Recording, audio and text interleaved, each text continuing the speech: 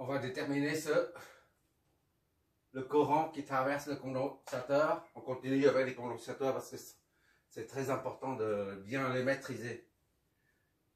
Et on doit savoir comment ça fonctionne, un condensateur. C'est pour ça que je fais beaucoup d'exos dessus. À partir du courant, on en déduit la puissance.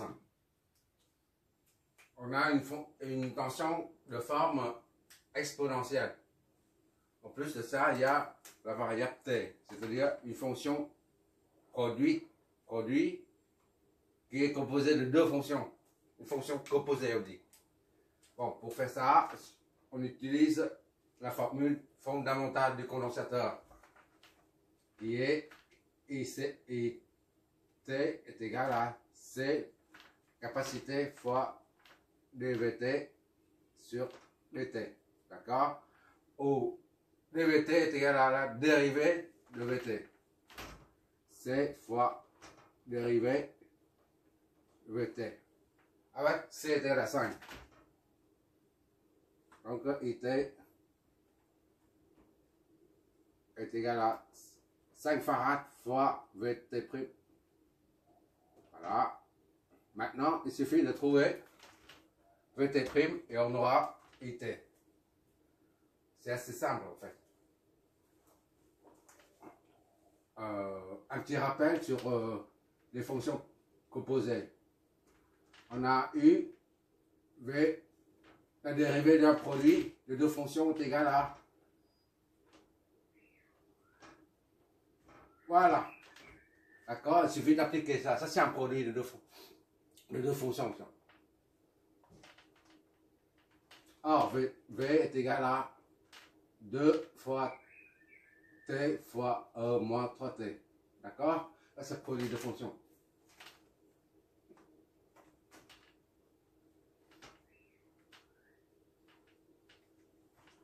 Vt' est égal à 2 fois U', V plus UV'.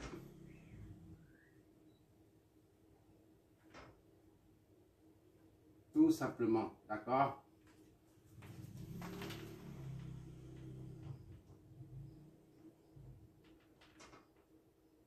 Voilà, on applique la formule. Vt' est égal à 2 fois T' c'est 1. E moins 3T plus T fois moins 3 dérivé de ça.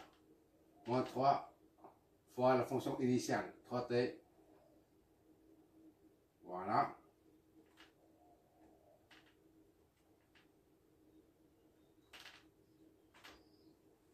Donc, est égal à 2 E moins 3T moins 6 T moins 6T E moins 3T.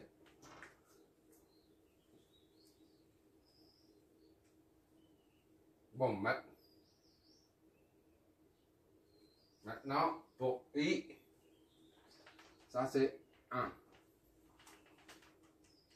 IT, on injecte ça dedans. 5 fois 2 E. Là c'est 2 moins 6 T factorise. E moins 3T. D'accord?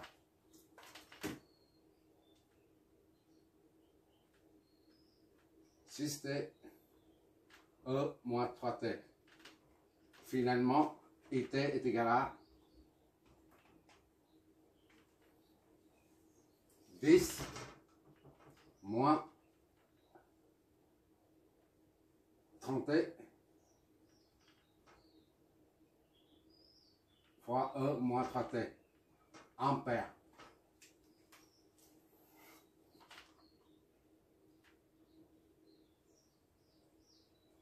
Voilà.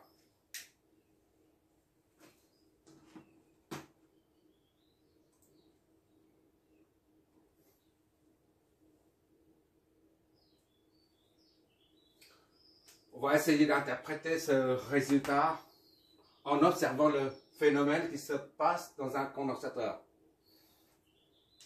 Pour un condensateur, il y a des champs là-dedans. Au début, il n'y a rien. Voilà.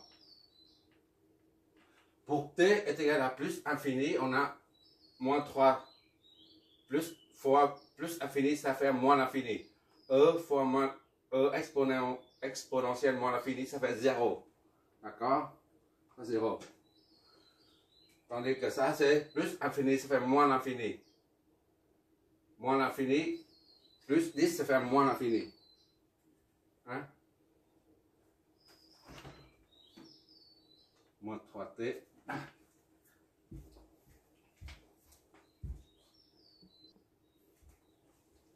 On part plutôt de 0. À l'instant 0. À l'instant 0, on a 0 fois moins 3, ça fait 0.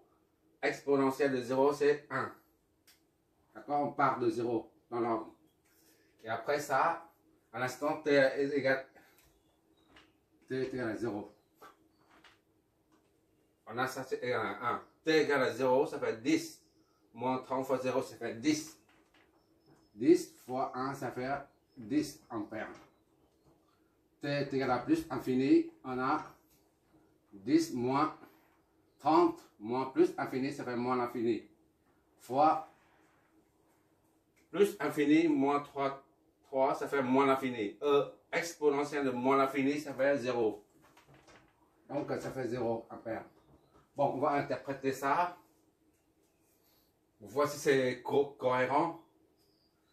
À l'instant initial, comme on dit souvent, un condensateur se comporte comme un court-circuit. C'est comme s'il y a un câble, un conducteur qui relie d'ici à là. Puisqu'il n'y a pas de charge. Le courant est libre de circuler. Donc, à l'instant initial, comme le condensateur se comporte comme un court-circuit, tout le courant passe. Le courant est alors maximal, 10 ampères. D'accord? Et au fur et à mesure que le temps passe, les charges s'accumulent. S'accumulent ici.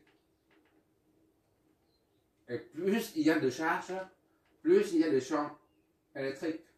D'accord? Et qui dit champ électrique, le champ électrique va engendrer une tension aux bornes du condensateur. D'accord? Je reprends. Au fur et à mesure que le courant passe, les charges s'accumulent. Ça génère les charges. Le courant génère les charges. Et les charges s'accumulent sur une des plaques. Et plus il y a de charges, plus le champ électrique devient intense. Et plus le champ est grand, plus la tension aux bornes devient importante.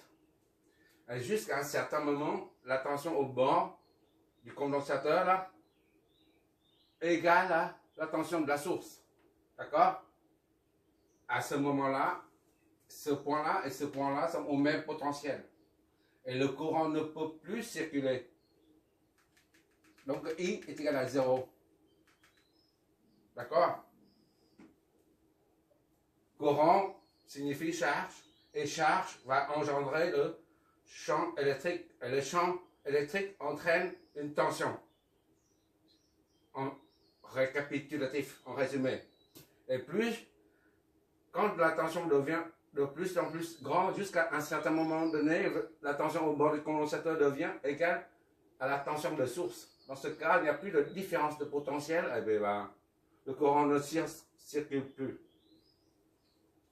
C'est une façon pour expliquer, d'accord? Il y a d'autres façons.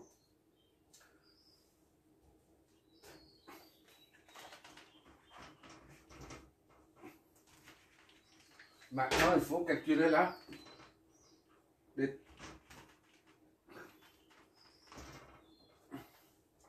puissance.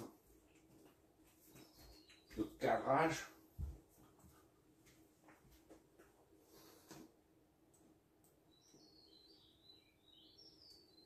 On a établi la puissance Pt est égal à C fois V T fois VT'. D'accord? La puissance est aussi égale à VT fois IT. On va faire, il y a deux méthodes pour voir la formule qu'on a établie et bien correspond bien à ça. D'accord? On va faire avec deux méthodes. Bon, première méthode, classique, disons. VT est égal à VT fois IT. VT c'est quoi? 2T E moins 3T fois IT, c'est ça. 10 moins 3, 30T E moins 3T. D'accord? On met ça et ça fait E moins 6T. 2T, ici là, 2T. 10 moins 3T, 30T, 10 moins 30T, E moins 6T. D'accord? E moins 3T fois E moins 3T. EA fois EB est égal à EA plus B. D'accord?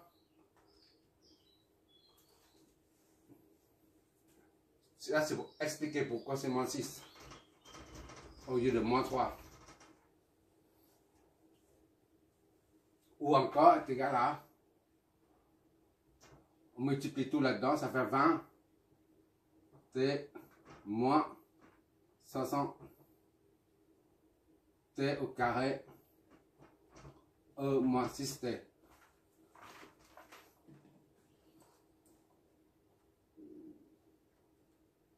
Qu'est-ce qu'on va faire?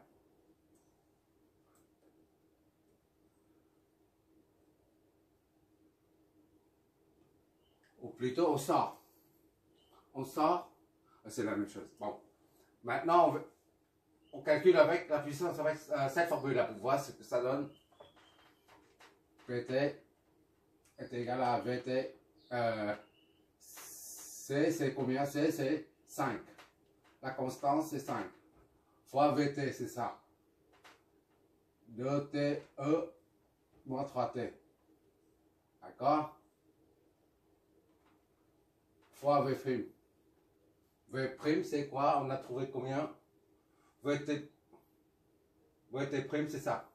2 moins 6T. 2 moins 6T. E moins 3T. 3T. Donc, on met comme tout à l'heure, 10T. E moins 3T. 10T, E moins 3T. Fois 2 moins 6T, E moins 3T. D'accord? PT est égal à 10T, je vais doucement, sinon 2 moins 6T, E, tout ça, ça donne E moins 6T. Donc PT est égal à, on multiplie ça là-dedans, ça va 20T, 20T moins 60T au carré. E moins 6T. Voilà. On retrouve le même. C'est du pareil au même. D'accord? Alors, la formule qu'on a établie pendant le cours est bien vérifiée. Ça, c'est la formule qu'on utilise, la loi d'Ohm. Mais là, c'est la formule qu'on a établie via les intégrales. Donc, désormais, on peut faire confiance, s'appuyant se basant sur cette formule pour calculer la puissance quand on ne connaît pas le courant. Il suffit de connaître la tension. D'accord? La capacité, c'est normal. On doit connaître. Il suffit de connaître la tension au bord du condensateur. On connaît pour en déduire la puissance. On n'a plus besoin de I. D'accord? Bon, il y a le résultat de... J'ai fait une simulation. Tu jettes un coup d'œil dessus et tu verras.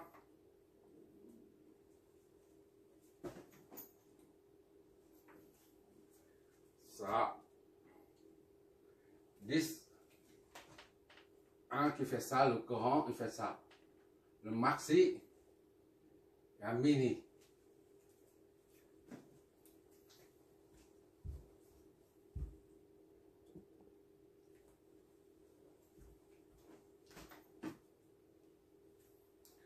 Le courant I, on a dit tout à l'heure, au début, c'est énorme.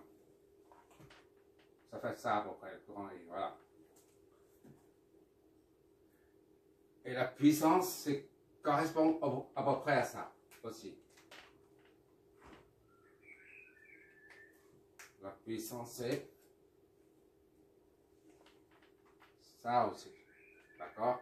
Ça, c'est P. Ça, c'est I. PT. Pendant la simulation, je vérifie tout le temps. Par exemple, je prends un point ici à 3 secondes, 2 secondes par exemple. Et ça me donne la puissance P 2 secondes est égal à tel temps. De même que ici, je mets 2 secondes. Et ça me donne et 2 secondes est égal à temps. Voilà. Tu verras ça pendant la simulation.